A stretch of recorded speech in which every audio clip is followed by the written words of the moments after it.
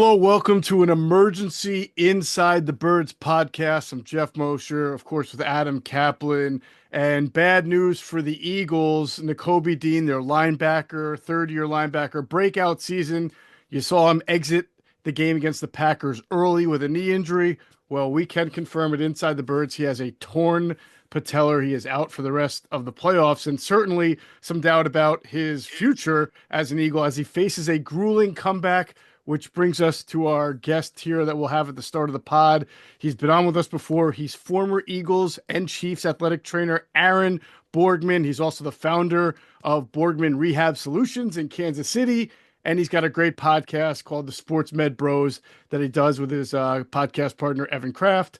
So Aaron is going to help us really go through what this injury means for the present for Nakobe Dean, what his comeback's going to be like, and how this injury is treated compared to other knee injuries that we know of. And then we'll, of course, get into the Eagles going forward in the playoffs without him and with his replacement. So, Aaron, we really, really appreciate the time that you're giving us today on the fly, by the way.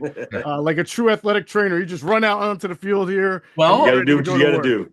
we saw him on X. He commented on my comment, and this Yep. is the beauty of this is good part of social media. You can connect, and literally Yeah. we connected 20 minutes later. Thank you. Awesome. Absolutely. So start us out, Aaron. A lot of people are familiar with ACL, LCL, PCL, Mhm. things like that. Patellar is one of the more rare ones, at least for Eagles as of recently. What are we looking at with Nakobe Dean's procedure, his comeback, everything that's involved with the torn patellar? Yeah, so first of all, let's do a little bit of anatomy and kind of get people familiar about what we're talking with here, right? So I like to tell people if you think about your patella as a pulley, right, you have a tendon above it, which is your quad tendon, towards your hip and towards your quad muscle. And you have a tendon below it, which is your patellar tendon, which connects your kneecap to your tibia, right?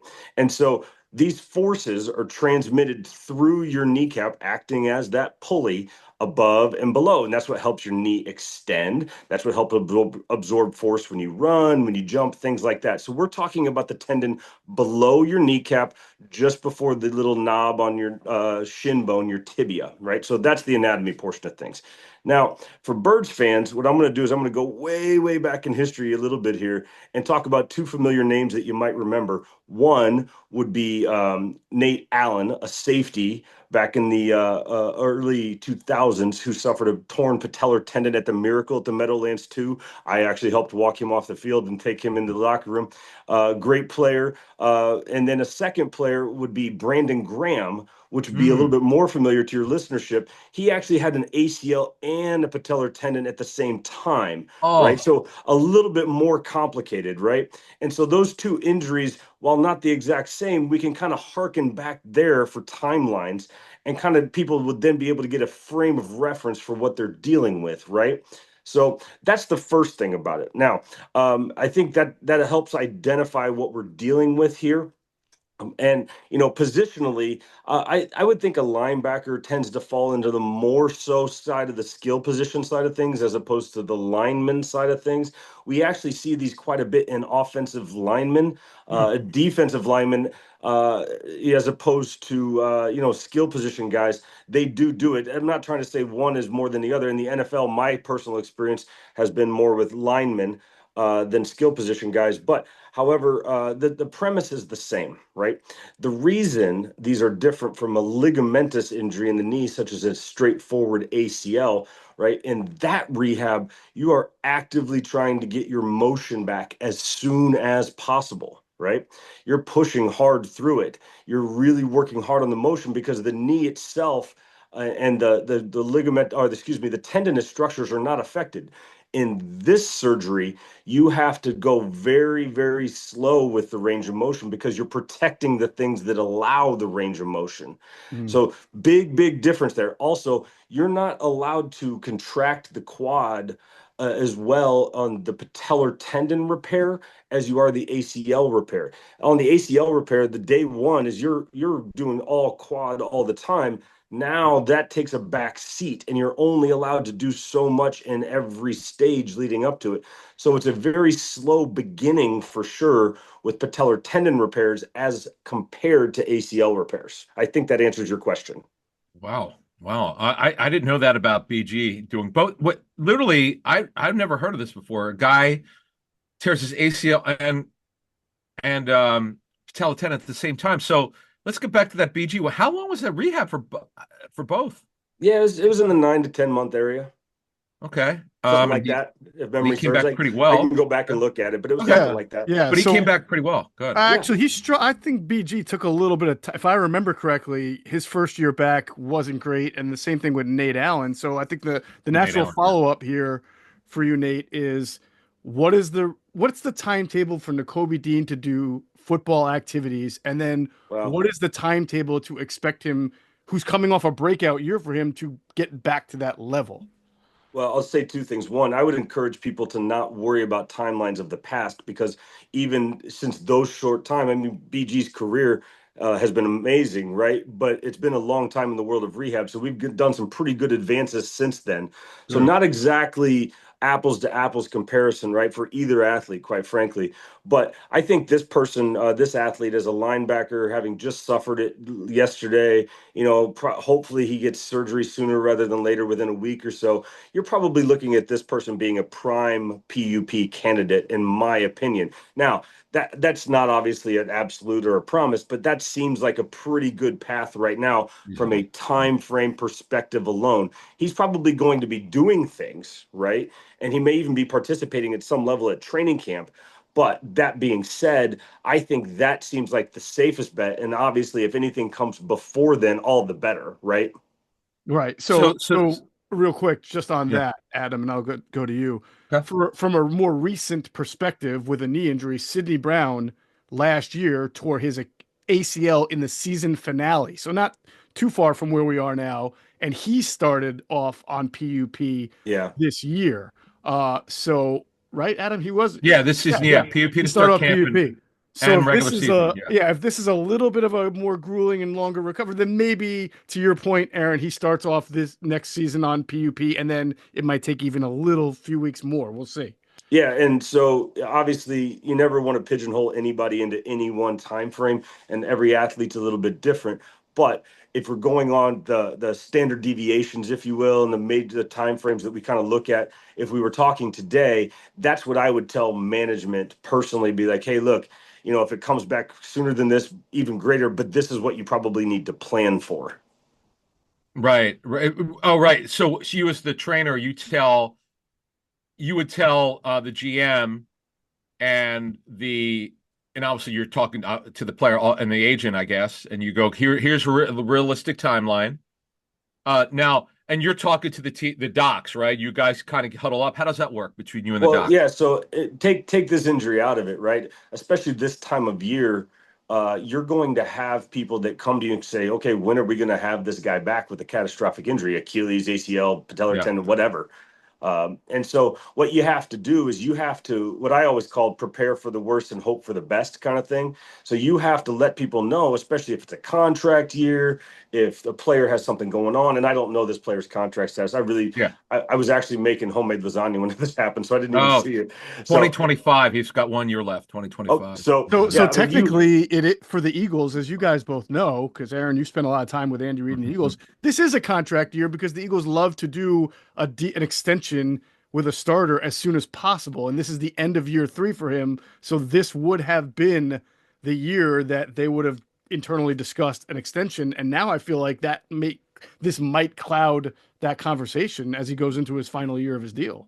well, and the other aspect you have to look at is does management come to the player and say, we're going to lock you up now because it is what it is, but here's the number now because we know that there's going to be a reduced thing in the first year back. So, there's a lot that goes into that. But to your previous point, I think it would be my duty as a medical individual to prepare management, agent, player for the worst and say, here's what kind of looks like on the back end. Let's see if we can beat it, obviously, and let's see if we can improve on that, but here's what most people kind of fall into the range of. So I think that's just good, honest medicine.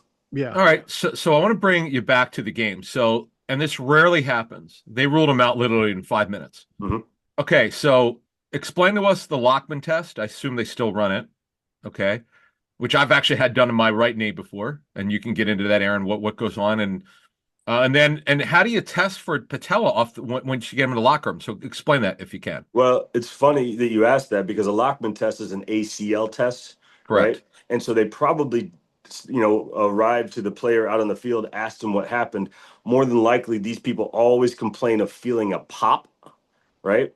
And with a patellar tendon tear, there is a very distinct divot, right, where your patellar tendon is supposed to be, or it's actually crept up closer to your knee joint. And what Hmm. you'll see, it's almost like a 9 iron took a chunk out of a wedge shot, right? And so the player will have either Oh. extreme pain trying to contract his quad, or he won't be able to contract his quad at all. And so you really don't have to do a ton of on-field testing with this one. This is one of those that like you see it and you kind of know it, or you Oh. hear what the player says and you kind of know it. And so that would lend credence to the immediate being ruled out, right? Because like I said, once you see these, you're pretty, you're sure you don't have to do a whole lot of Standard. looking. You Yeah, know it. yeah. Right. And can you explain the Lockman for those who Oh, don't yeah. So understand? a Lockman test is where any practitioner, athletic trainer, physical therapist, physician will put their hands on the inside and outside of a knee joint and try to do a little pivot motion to see this, test the stability of the knee from anterior or the front side of their body to posterior to the back side of their body. If there's a little bit too much play as compared to the other side, and there's definitely a lot of play, play being movement, then you can pretty much tell that a ligament has been affected. Right. One follow-up, just one Mhm. follow-up, Geoff, is Yeah. the amazing accuracy that team doctors have when they do the Lockman test. I know you have to get the MRI. I get that. Yeah.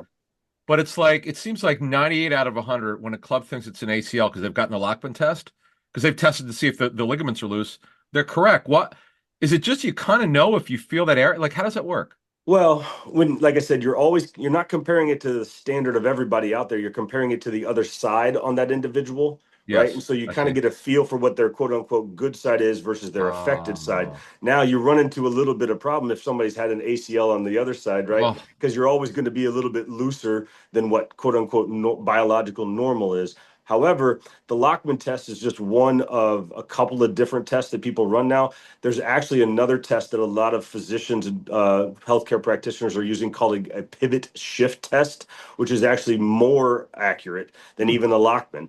And so the combination of all of that leads to a pretty easy diagnosis when it's there. Now, that being said, there are mistakes made. People, I've been a part of one of those situations where we thought a kid's ACL was torn, we got the MRI and it was intact, and obviously we were very happy. And ooh, so, listen, it happens, right? sure. But by and large, we've all done this enough that when you see it, you kind of know it, and when you feel it, you kind of know it. And especially orthopedic physicians, they're very, very good at this. They see it every day in practice in their clinics and things like that. And especially when it's so acute on field or in the locker room before a ton of swelling has gotten in the way and the player is just right there, right in front of you. It's, we're pretty good at it. All Hmm. right, I got two questions that come to Yeah. mind based on some things you've said. And again, for those who are just listening on the pod version, we're talking with Aaron Borgmann. He's a former Eagles athletic trainer. He worked under Andy Reid. He also went out to Kansas City, where he is now. He worked with Andy Reid there, and now he's the founder of Borgmann Rehab Solutions. He's also on X, on Twitter, and social media. He is at Rehab All Star, has a great podcast, Sports Med Bros, which I imagine this might come up in your next podcast, this injury, playoff Maybe, just injuries, maybe. a little bit. Ah, So my first question is, and I think we try to do this the right way. You're not working on Nakobe Dean. You don't know Nakobe Dean, to my knowledge. No, So no. we're asking you sort of umbrella questions. A player, Nakobe last year had two foot injuries, one of them which was a Liz Frank. He only played 5 games last the year. full So rupture. yeah, Yeah. the full rupture. So he had to go through that. Is there any um does that play into part in this next rehab as far as expectations on return or body damage overall and what you would expect of him to be like when he comes out on the other end of this?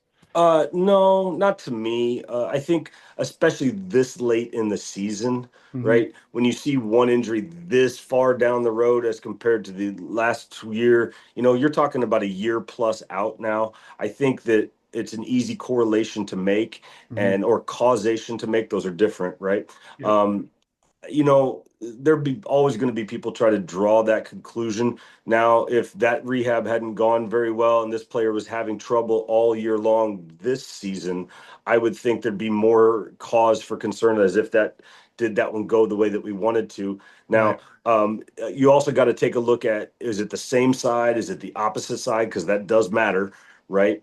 And there's conversations about, does it matter more on the same side or does it matter more on the opposite side because one side's taken up for the other side kind of thing?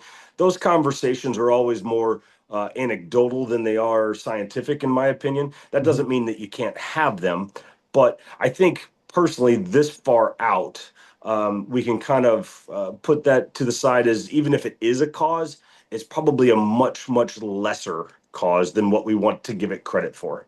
Gotcha. All right. And then the second thing is more of a data question. Obviously, there are certain injuries for athletes that are, some are considered, I don't want to say death knell, but like really severe, whether it's microfracture on the knee or even plantar fasciitis for certain athletes can be, obviously very, very difficult for them. Back injuries. Is there any data on anything related to the patellar tendon tear that shows like complete return to the player you were before versus not the player you once were before?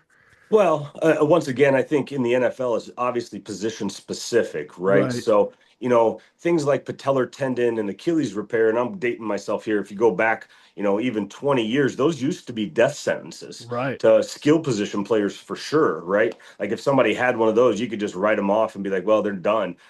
Anymore, we have gotten, I say we, as a community, we have gotten so good at medical procedures being surgery and rehabilitation that I don't put anything off the table anymore. I will tell you that because this one is a little bit more intense and detailed than an ACL is, not that the ACL is not, this one just requires a little bit more slow going on early, Mhm. that you might see this progress be a little bit stunted as compared to the ACL.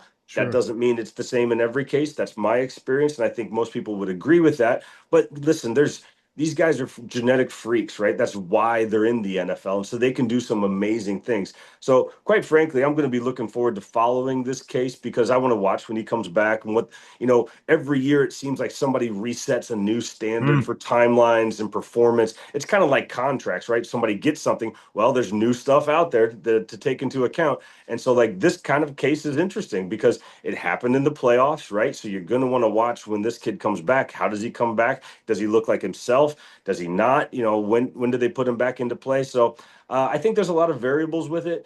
And while there's no data per se about percentage improvement, I think you see the vast majority of these players coming back now to perform. Obviously, that performance piece is always part of it. So I guess we'll just wait and see. So you did say on Twitter you thought if for a full rupture is about 9 to 10 month area. Is that Yeah, reasonable? somewhere in there for most people. All Okay. right. So Aaron, that if you use that timeline, you're definitely talking about a PUP candidate for Yeah, sure, and that's longer unless than there's ACL rehab. Yeah. correct. Well, listen, Right. anymore they're about the same, but depending upon the position. So I don't know. Like it's six in one hand, half dozen in the other to me. Okay. okay. Aaron, can't thank you enough for jumping on with us and giving us probably the most detailed expertise we could get on this injury. So we Well, I really appreciate you appreciate guys it. having me on. Yeah, Thank you, you're man. it's kind of like somber, like we have you on to talk about people who get Ah, hurt, but I'm sure you're used to that in your line of profession. I tell people all the time it's a good thing if you don't talk to me very often. oh, I get that. It's funny because as he was talking about, he was describing where it was. I'm like, I'm starting to feel my quads. Seriously, because Geoff and I go to Stretch Zone and we're always talking about that. And I get my quads done. Boy, I'm really going to get those stretched out.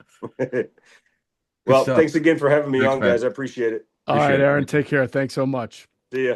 All right. So, Adam, we will continue Thanks, man. to go forward here and discuss what this means for the Yeah. Eagles. Playoffs. We're talking about playoffs. You bet we are. Get in on the action at DraftKings Sportsbook, an official sports betting partner of the NFL. Scoring touchdowns is key to winning in the playoffs, and you can score big by betting on them at DraftKings, the number one place to bet touchdowns. Ready to place your first bet? Try betting on something simple like a player to score 6. Go to the DraftKings Sportsbook app and make your pick. Right now on the DraftKings Sportsbook app, the Eagles are plus 450 to win the Super Bowl.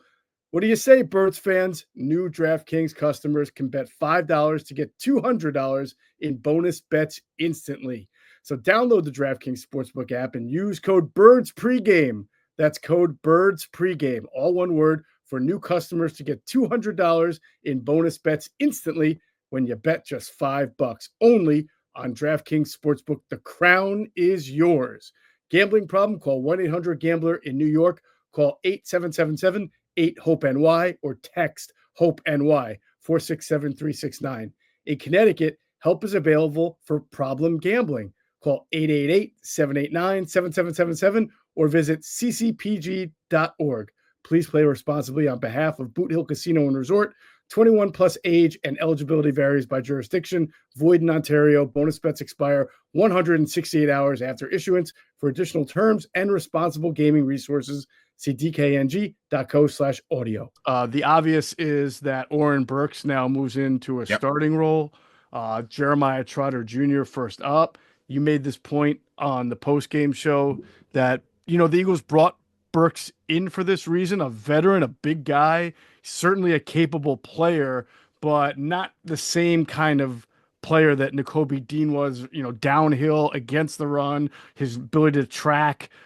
He's a good player, but obviously this is a weakness. The first real dent for the Eagles defense here in the playoffs, and this will be a tough one to overcome. Yeah, I mean, BG, they've got, two were big this year, BG being lost, and now Nakobe Dean. And boy, what a season he was having, and we mentioned earlier that he's come back from the Lisfranc rupture, which is a rupture of the midfoot. It's a terrible injury.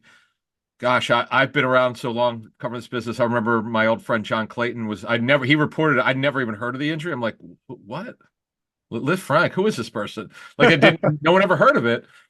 And that's another story. Next time we have Aaron on, we'll ask him about that one. The rehabbing that, because it's pretty involved. But so Burks, who's a big dude, been a long-time starter with the Packers mostly, a little bit for the 49ers. Mm-hmm. He's over 6'3". He's a veteran. As you mentioned, he was brought here for depth purposes. And here it is. He's going to start. Trot Jr. now is number 3. That's it. They have one inside backer on the practice squad. That's Dallas Gann, who's an undrafted free agent. So they're clearly going to have to bring another veteran in. You got to have 4 guys. Now that guy, he could be on the practice squad. You could just dress 3 if you want, which is a little tricky. They've always dressed 4 if they're all healthy, but it's a problem. It's just sad. I feel so bad for Dean. But look, Aaron Borgmann just came on, and he's rehabbed this injury before. He talked about it. Look, if you're a big time athlete, a big time player, sometimes they could beat the rehab time. Aaron did say on Twitter, on X, it's a full blown as we understand is 9 to 10 months. And generally, it doesn't mean it has to be, but it's a general number, which almost certain he'll start the season on PUP because we're ready in January. But you just hope for Nakobe, he could come back, feel good, and for 2026, wherever he plays, whether it's Philly or wherever, that he could resume a good career. Because Nate Allen, who Aaron rehabbed, he didn't play great for the Eagles after the injury, but then he revived his career with the Raiders, and actually he played with the Dolphins, I think, after that, if I'm not mistaken. Yeah, I recall him having a pretty good year, his either first or second year with the Raiders. Now, that's probably year 6 of his career, and it was a little bit ephemeral as well. I think he was then just okay after that, but you do hope that Nakobe can get back to the level. I do wonder what approach the organization will now take in the offseason as far as extension or no extension. Aaron mentioned maybe you try to get him now at a even more player-friendly deal because of the injury. We'll have to see. But there's no doubt about it that Nakobe was putting himself in a really good position, Adam, for a nice extension this year. He had 128 tackles, right? Second only to Zach Bond's 150, 3 sacks, 9 tackles for a loss, 6 quarterback hits, an interception that we all remember. It sealed the win against the Jacksonville Jaguars in the end zone, 4 pass defense, and 2 fumble recoveries. A very vital piece to the defense. And I'll give you 2 other things that people don't think of. And I know Andrew DeCecco has written about it.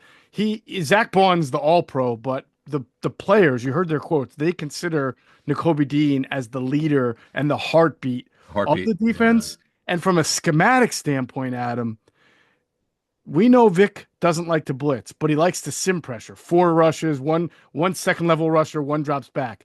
Between Nakobe, Zach, and Cooper DeJean, he now doesn't have one of those three, and he always likes to mix them up. And DeJean and Dean has become a guy who is a good blitzer in that sim pressure role because that's what he did a lot of at Georgia. He was more of a pass rusher than a cover linebacker in Georgia. So now you've lost a piece to your sim pressure arsenal that I don't think that Oren Burks will see. I don't know if they view him as such a downhill nose for the quarterback I was guy just going to say like that. Nakobe Dean. That's not the guy. Yeah.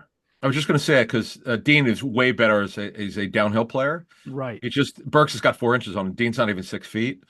So uh, it's a tough deal. But Burks has got a lot of veteran experience. I mean, it's a loss. And Dean, as Andrew DeCecco and I saw at training camp, I mean, there were some days when he blitzed.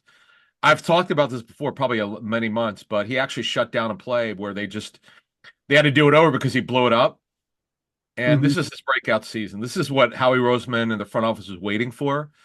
The 1 year that he has, then Bobby King, their excellent inside backers coach, who's coached Zach Bond up to being a All-Pro this season, first team All-Pro. Nakobe, a breakout season, and now it's Trot Jr. Now is the first guy off the bench. Now that's Yep. that's where they're at, and Trot's been, as we know, he's been great behind the scenes. He's really improved behind the scenes. Now he's the first guy off the bench, and it is what it is. They don't really have anywhere else to go here, but this is an impactful injury, and I know they won't do it because he's doing a great job at off the on the edge with Nolan Smith. But we've talked about Nolan Smith as a potential inside backer. They don't need to do that now. They won't this year, obviously, but in the future, Mhm. because he's done so well as an edge rusher and improved, that's just going to be his spot going forward. All right, we will have to see how the Eagles recover, but certainly it's going to be a difficult process along the way. They are still one of the healthier teams in the NFL, so you can't put it all on Nakobe Dean and say that's True. why it went awry. They are built to withstand it, but certainly a huge, huge loss in the middle of their defense, losing Nakobe Dean to a patellar tendon rupture, and we'll see what the road to recovery is like for that young linebacker. That's going to do it for this emergency pot inside the birds podcast. For Adam Caplan, for our guest Aaron Borgmann, I'm Geoff Mosher. Catch you guys on the next one.